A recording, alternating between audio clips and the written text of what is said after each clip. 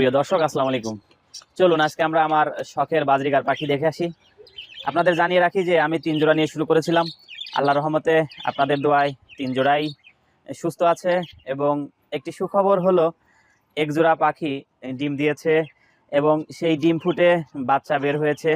বাচ্চাটি দেখতে কেমন, চলুন দেখে আসি।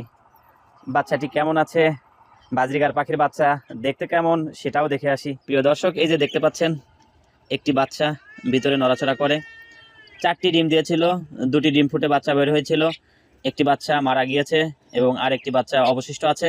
এই দেখুন, অনেক সুন্দর দেখতে। এবং ওর মা বাবাকে যদি একটু দেখাই, এই যে দেখুন, এর মা বাবা এখানে ঘুরে বেড়াচ্ছে। একটি তথ্য আপনাদের দিয়ে রাখি যে এই বাচ্চা দেওয়ার পরে মা পাখিটি ভিতর থেকে আর কখনো বেরই হচ্ছিল না।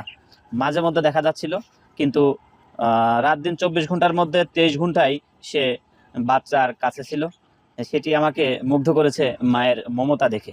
এই যে দেখুন আরেক জোড়া, ওদের কত মিল, কত সুন্দর, কিউট কিউট 2টি বাজরিগার পাখি। প্রিয় দর্শক, কেমন লাগলো আজকের আমার এই ছোট্ট ভিডিওটি? যদি ভালো লেগে থাকে তাহলে অবশ্যই লাইক, কমেন্ট ও শেয়ার করে দিবেন।